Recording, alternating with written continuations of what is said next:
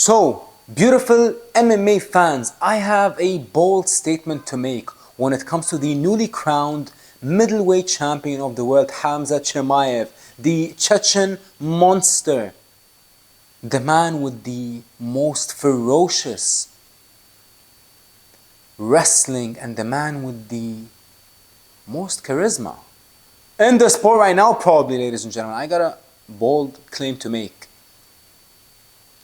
Not only do I think that not a single middleweight active right now on the planet can beat him, but even if you look at the history of the middleweight division, when you talk about all the greats and all the legends who were forged in this division, I just think that stylistically we are looking at a very tough puzzle to solve. Let's talk about this era.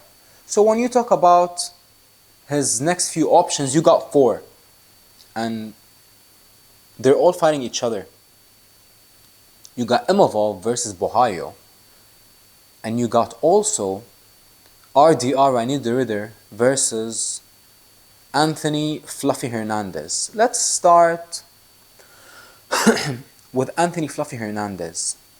The man is not beating Khamzat Chimaev. I'm telling you right now, ladies and gentlemen, the man is not beating him. I'll tell you why.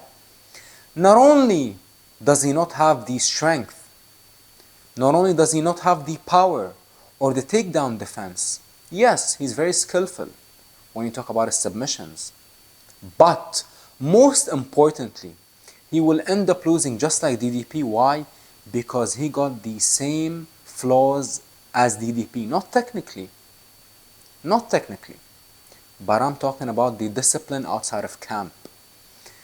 I said in leading up to the Khamzat versus Dricus fight, I said that one of the main reasons why Khamzat will win, not just because of the stylistic matchup, but most importantly, outside of camp, you will never see Khamzat partying, drinking, and the man is a father. The man is carrying the responsibility of being a father on his shoulders. And not just that, the man is representing Russia, Chechnya, the UAE, Sweden. I mean, listen, when he fought Dricus, he was carrying so much pressure. And he was carrying the weight of the world on his back. And he still came out on top. But this is the same thing for Hernandez. Hernandez drinks a lot, smokes a lot, and the man isn't the hardest worker. He's very talented. He's very skillful when it comes to having a great gas tank. But I'm telling you right now, I know that Hernandez looks unbelievable right now. But not too long ago, Kevin Holland knocked him out in less than a minute, ladies and gentlemen. Not too long ago.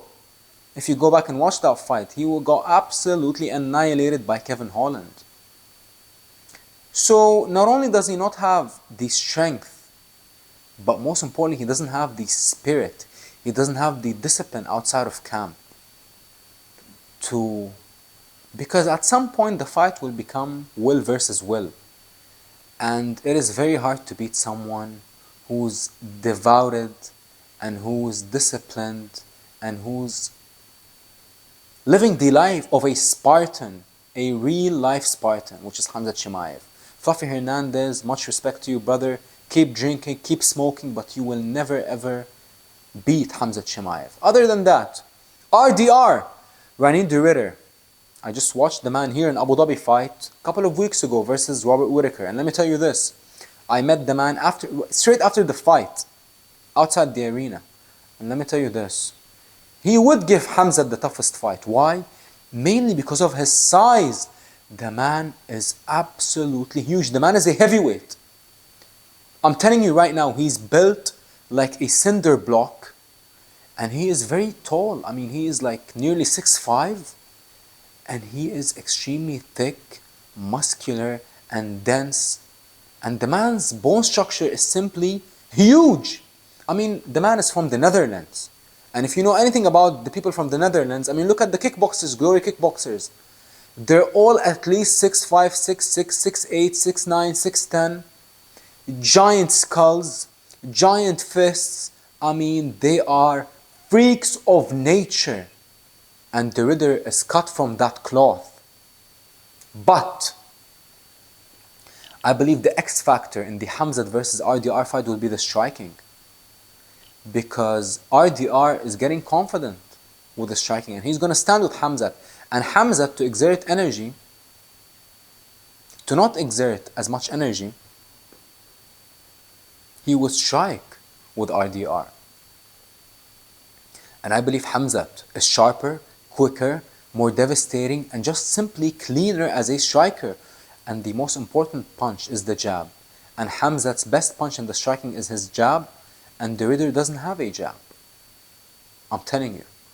I watched the man fight live. I mean, he overwhelmed Robert because he's so big. But that knockdown, when Robert knocked him down, I swear to you, you could see that knockdown coming a mile away, because he was entering a lot of dangerous exchanges, head first, hands down. I mean, the man is absolutely ridiculous when you look at him striking. But love RDR, what a gentleman. And listen, much respect to him. He probably got the best shot out of all of them. But I just simply believe that Khamzat Chimaev is more complete. After that, who do we have? We have Nasruddin Imavov. Fantastic striker, explosive, creative. The man is brave. The man is on the front foot. The man always hunts for the finish. But for all the critics who think that Khamzat's gas tank is not the best, look at Imavov's gas tank. Imavov's gas tank is absolutely atrocious. Why? Because the man gasses after 2 rounds of striking. Khamzat used to gas after rounds of grappling, and grappling takes a lot more out of you than striking. And Imavov, without even grappling, the man gasses out in 2 rounds. So just with Khamzat's pace alone, I believe that he would absolutely break Imavov. And Imavov's only chance is to land a flush shot. But I don't think that Khamzat will give him any choice. And I don't think Khamzat will give him any space for him to get creative. Because one thing you gotta give Nasruddin, the man is creative. And not only is he creative, but he just knocked out the greatest middleweight of all time in spectacular fashion. But let's not act like in that first round versus Izzy, the man barely threw any punches. Why?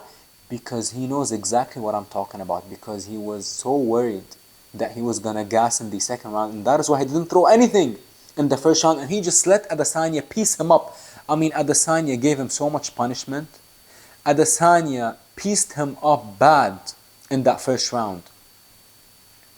But he came out of nowhere like a psycho, like a madman in the second round, and just exploded on Adesanya and knocked him out. That was beautiful. That was one of the most beautiful sequences that I have ever seen in the middleweight division when you talk about knockouts. I mean, that knockout, that uppercut feint and coming up top with the overhand, that is boxing 101, ladies and gentlemen, and I absolutely loved it. Much respect to Nasruddin Imavov, but I just simply think that his gas tank will fail him miserably versus the Chechen monster, Khamzat Chimaev. And who do we got last? Last but not least, we got the most overrated one and the least deserving one out of all of them. Caio Borralho. Don't get me wrong, the man is skillful, the man is brave, the man is extremely hardworking, but let's not act like Caio fought more than once in the last... When was his last fight? Nearly a year ago. I mean, in 2025, he didn't fight even once. And he's content with being a backup fighter all the time. He even said it. After he weighed in as the backup for Khamzat versus Jikas, he was like, I'm ready to be backup again. I have no problem being backup again. What does that tell you? That tells you that he's looking to get paid without fighting. And that is a big problem. And not just that. Khamzat trained with him many times. He knows what he's all about. He knows how to break him down. And listen, one thing you gotta give the MMA nerds, Caio's gym, they're all unbelievable strikers, but what makes them all special is their distance control. But let's not act like they are elite wrestlers. They are all Carlos Prates, Caio Borralho, Jean Silva, Hoofi. They're all elite, deadly strikers, but none of them can be labeled as an elite wrestler. None of them, ladies and gentlemen, and I mean none of them. And that is simply why the fight will be very similar to Dricus. Yes, Caio is dangerous on the feet, but he doesn't hit as hard as Dricus. He's not as strong as Dricus. And in my opinion, he doesn't have the will that Dricus has. And I believe that Khamzat Chimaev would simply take him down and finish him. I mean, he might even finish him with strikes on the ground. So, those are the four options. And even if you look at the history of the middleweight division, someone like Anderson Silva.